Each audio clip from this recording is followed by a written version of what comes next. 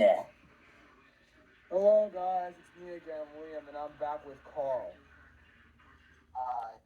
And today, here's a little Halloween special.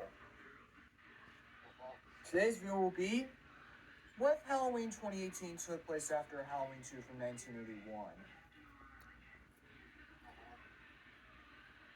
This is a question that I've pondered ever since the what if Halloween 6 was a sequel. What if Halloween H2 was a sequel to Halloween 6 video. And trust me, Halloween 6 is terrible. It is.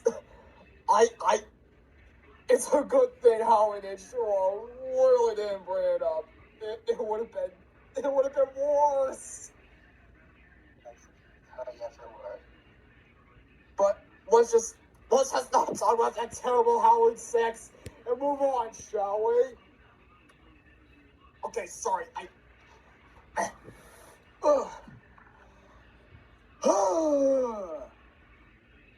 Okay, so we start the movie off right after Halloween 2. With Michael's body on fire and then him dying. And Laurie being taken to another hospital. We see Laurie watching the news of Michael's death. When someone tries to tell her, she doesn't respond. She just watches the news because something just about the news just caught her attention. And then it cuts to the title card. Halloween. Season of the Boogeyman, I guess. Or Return of the Boogeyman. Okay, let me do this first.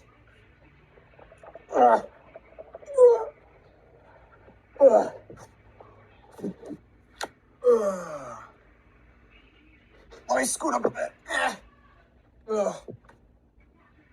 All right. Now, we pick up 15 years after Halloween 2. It's the year 1993. Two people who seem to be in college are talking about the story of the 1978 murders. How Michael was last seen in 1978. Although he hasn't been seen since, there have been alleged signs of him since 1981. And that his sister, Laurie Strode, has disappeared from the face of Haddonfield since 1982. The other friend is freaked out by this. And then we cut to someone watching. The young woman turns around, but sees nothing. The guy asks her what she saw, and she said that she didn't think she saw anything. And then the guy seemed puzzled, but decides to ignore it. But then a voice says that you shouldn't have come here. This happens to be Laurie Strode, played by DH Jamie Lee Curtis. Everyone's shocked. They thought Laurie died in 1982. One person would ask how is she still alive this entire time? And then we can get the same exact explanation from Halloween H2O that she faked her death and so went under a new identity and her new home and had a family of her own. Yes. She would then tell what they were doing, and then they said that they were just talking about the story of the 1978 murders. And Laura says that this is why they shouldn't have come here, because she thinks that Michael would come back for them. But then, one person points to the Myers house. Once they start going in, the other guy is just left behind. They start to check inside the Myers house, but Tom and Sarah can't even find anything. All they find is the house abandoned. Once they leave, they try to find Max, but Max is nowhere to be found. Once Tom is separated from Sarah to find Max, someone's behind Sarah. Sarah turns around to see Michael with his Halloween 2 mask all burnt. She tries to scream, but Michael would cover her mouth, and so he slits her throat, killing her. Tom would then see what's going on, and then he finds Sarah's dead body. But then, little does he know, Michael's behind him. Michael stabs him 3 times, killing him. And then Michael would flee as the paramedics would come.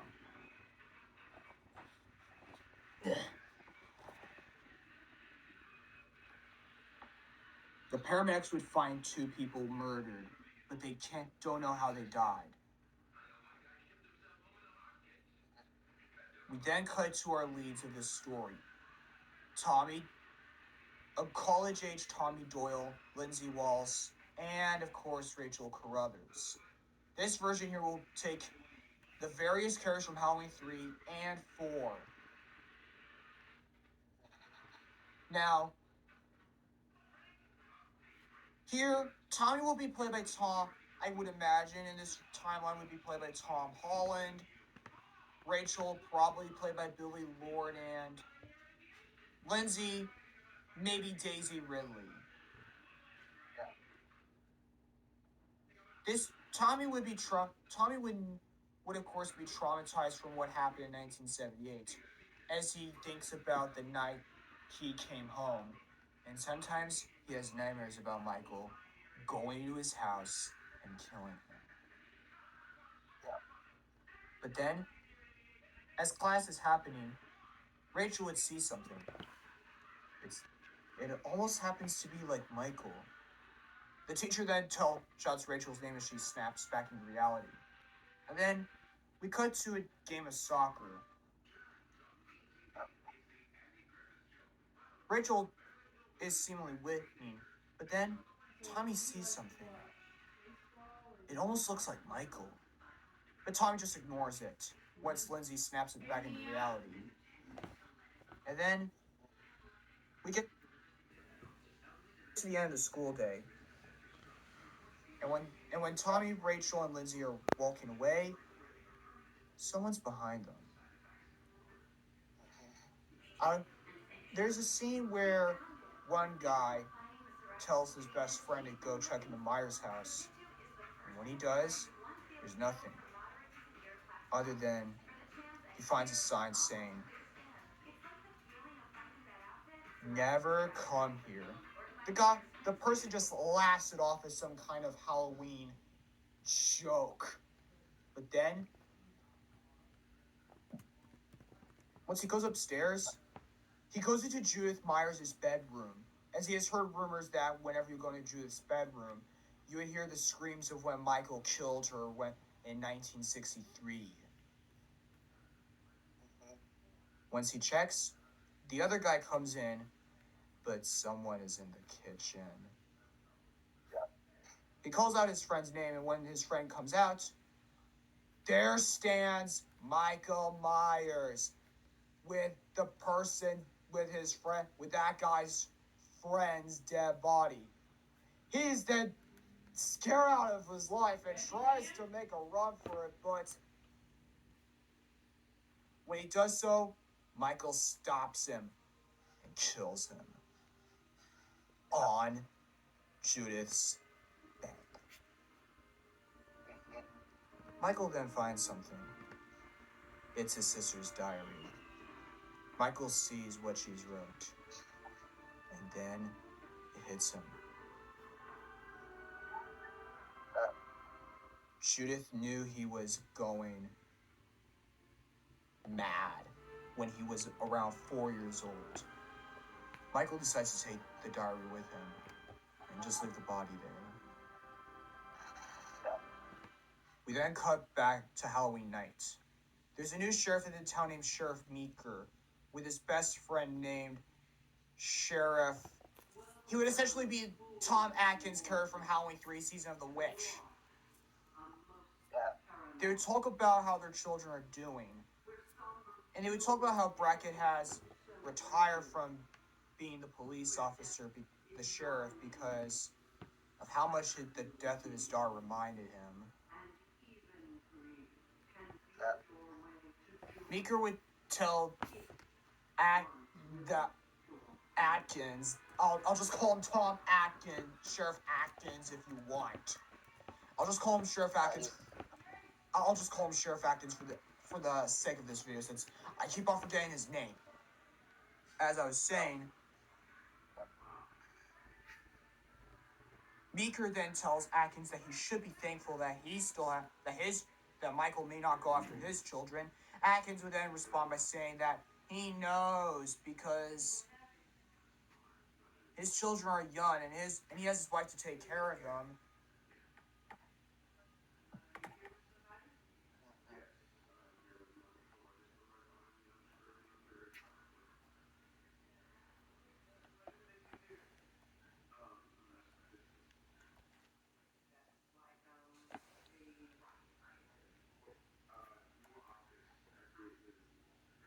Oh. His character in Season of the Witch was actually Dan Chalice. So, well, let's just move on.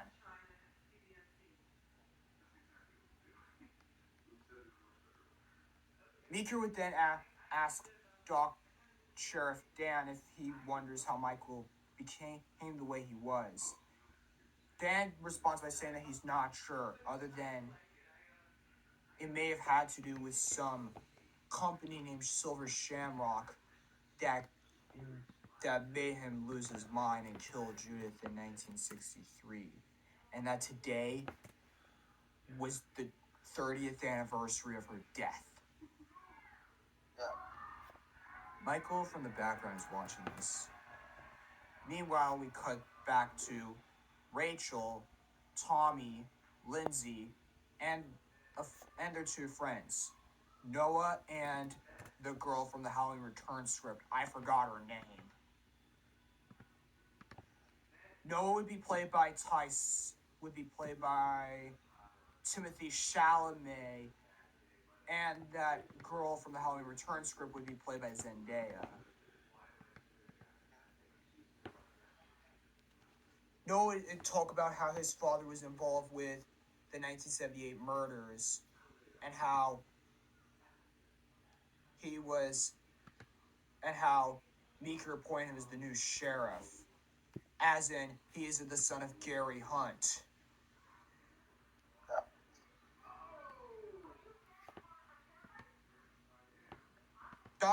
Dr. Dan tells them to look after his children while he's gone.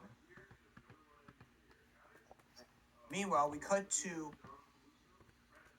Corey Cunningham, who is younger, with Karen and Allison, and his best friend named Sam. Corey and his friends would decide to play a trick on trick-or-treaters by dressing up as Michael Myers. And of course, Corey dresses up as Michael for reasons. Now, once they split up to prank each other, Corey tries to find them, but to no avail. But then, he notices a trail of blood. He checks to see what was going on, and he finds Sam's dead body, and Michael standing over it. Corey stuttered at first, but then he starts to sprint and run for his life as Michael catches up. And then he runs into Karen and Allison's house, and he tells them that Michael is still alive. But then Karen says, "No way, Michael's been dead since 1978. But then a knocking on the door is heard. Michael is here, and he breaks through the door, and then he chases after them. First, he kills Karen, and then he tries to go after Allison and Corey, but they manage to escape just in the nick of time. They then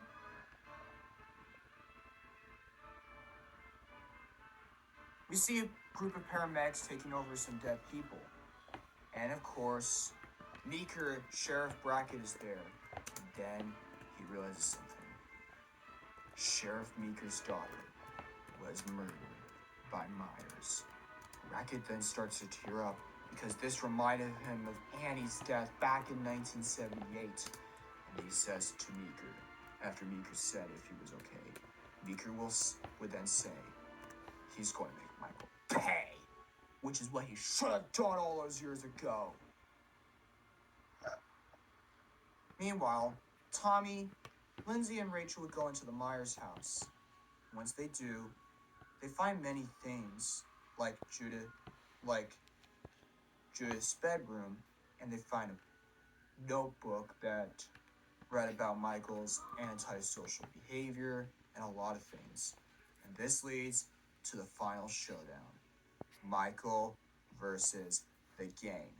And the fight would go on pretty much kind of like how it did in the actual movie, except it's in the Myers house. And of course, there's no house fire because once Michael is taken out, Tommy would want to unmask Michael, and he does so to find out what he looks like. And when he does, it turns out to be Laurie Strode this entire time! Tommy would then ask Laurie, why would she do this? And what is the explanation behind this?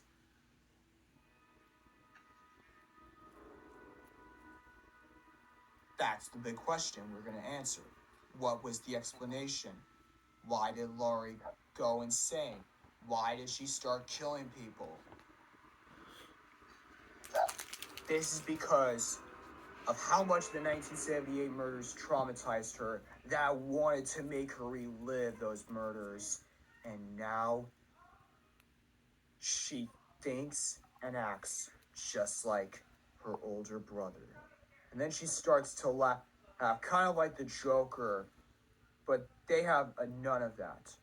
Meeker and the gang would then, and the officers would then put Laurie into a police cruiser to send her to an insane asylum. Meeker would then see something. Once everyone leaves, Meeker sees the two gravestones. One reading Michael Myers, born October 1957, died October 1978. And the same thing goes to his daughter Annie. Brack is in shock. The two tombstones reflected his daughter and the person who killed her. Then a certain someone appears, and then he does the breathing of Michael Myers. And then once Brackett turns around, the screen cuts to black. We end with a cliffhanger. And then the Halloween theme would start to play in the background. That's it. Halloween Kills and Halloween Ends aren't there because I do want to get to those later. I'm just leaving. I'm only doing this. The reason why this ends here is because this is to serve as some sequel bait. But to get fans excited for the sequel. So, do you want to see parts 2 and 3? How this would have changed Kills and Ends? And do you think this should have been the case, or was it the right decision? They cut it out everything. Let me know. Anyways, bye.